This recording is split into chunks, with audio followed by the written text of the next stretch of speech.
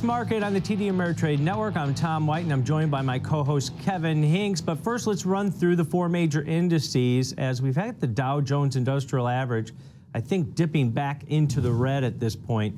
Yeah, down 0.06%. S&P 500 up 0.2%. Nasdaq up 0.5%, and the Russell 2000 up 0.2%. Also, we've got yields going towards that 10-year yields up near 1.6%. So putting maybe a little bit of pressure on the Dow. But let's bring in our next guest, and that's going to be Harrison Sweeney. He's a research analyst at LikeFolio.com. Thanks for joining us, Harrison.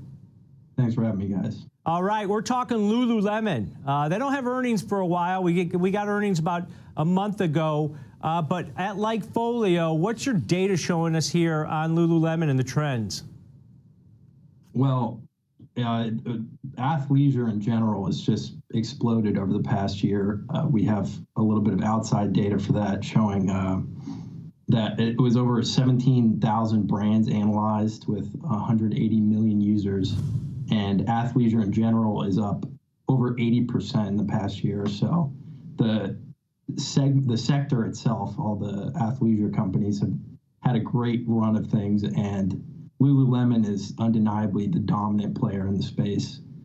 We can see comparing the total mention volumes against other premier brands like Gap's Athleta or American Eagle's Aerie brand. We're seeing Lululemon just dominates them from a volume perspective, over 80% of the total combined mentions. And you can see it's also outpacing them there in terms of quarter-over-quarter purchase intent growth, the other two brands being down slightly there.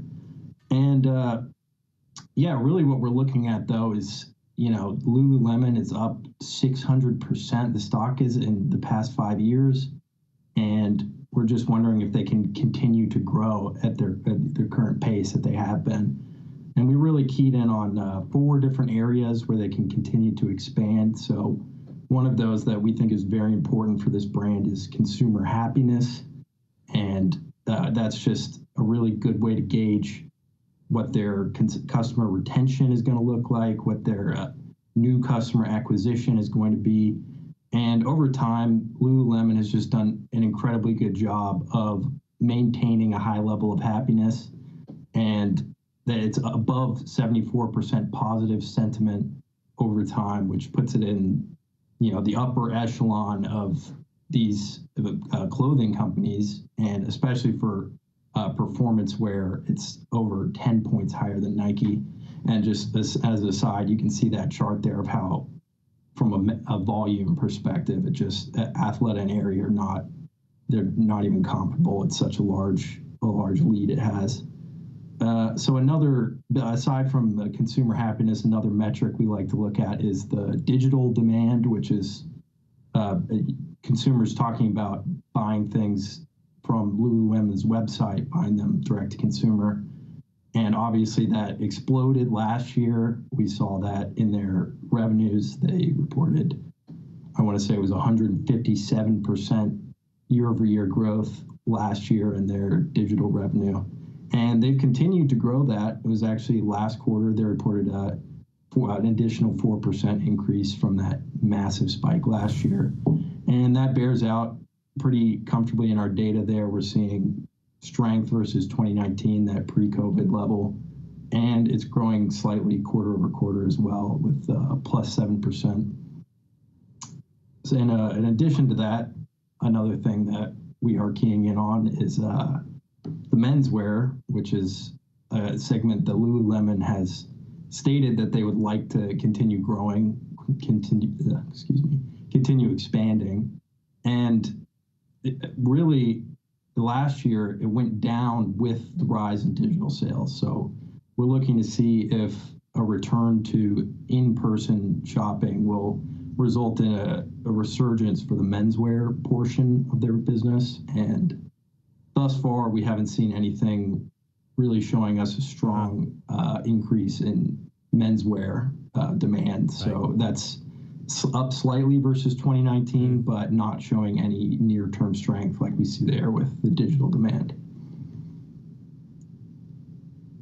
And wait, hold on real quick. Go ahead, Kev. You had a question for Harrison here. Oh, yes, please. Oh, I think we lost Kevin here, volume-wise. I'll go ahead.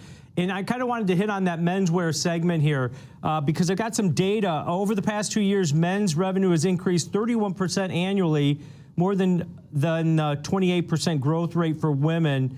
Now, if you look at this company as far as the mentions that you guys are seeing compared to some of its competitors, I noticed that you didn't have Nike in there. There's a teen survey that was done by Piper Sandler recently that said Lululemon's about number 5, but they haven't even really cracked the amount of exposure, right? So we're getting a lot of positive mentions. Do you guys follow any data as far as like maybe Nike and maybe the type of person that's tweeting out about this? Because Lululemon's an expensive product, and the people that wear it and buy it like it, and that's a problem for maybe a lot of teens or younger, the younger generation.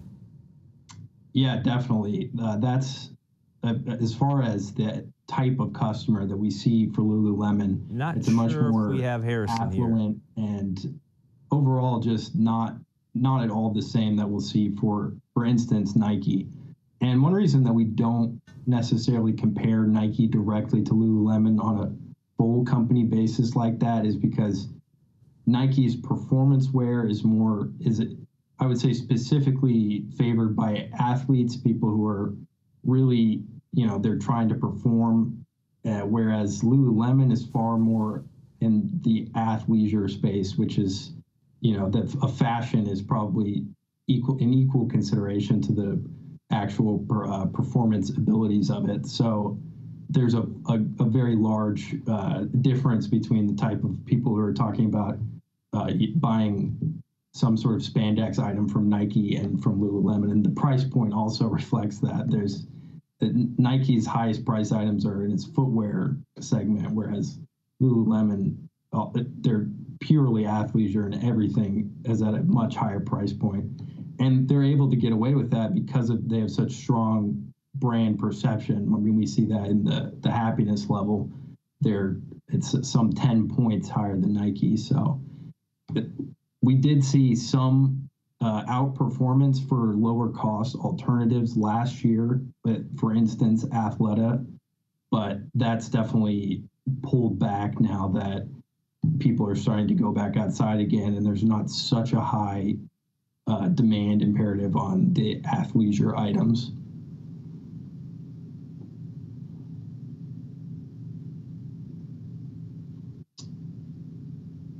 And just to continue, I suppose there is one other thing that we're watching very closely for Lululemon, and that's their recent expansion into the home fitness sector with the $500 million acquisition of Mirror last year.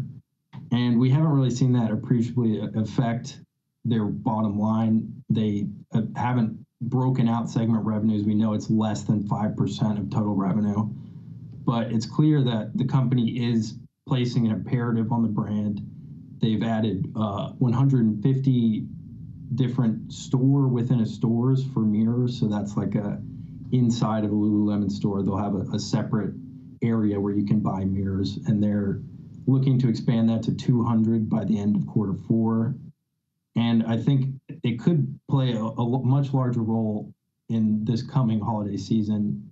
I mean, we saw the way Peloton exploded in 2019. All it takes is, a single adoption event. In Peloton's case, it was that commercial that caused a bunch of buzz. So really, I mean, it will be interesting to see, and we'll be watching closely if there is any sort of strong adoption from consumers, because right now it's been very low over time. In fact, it's down 15% in the last quarter. So that is another interesting area where they can potentially expand their revenue.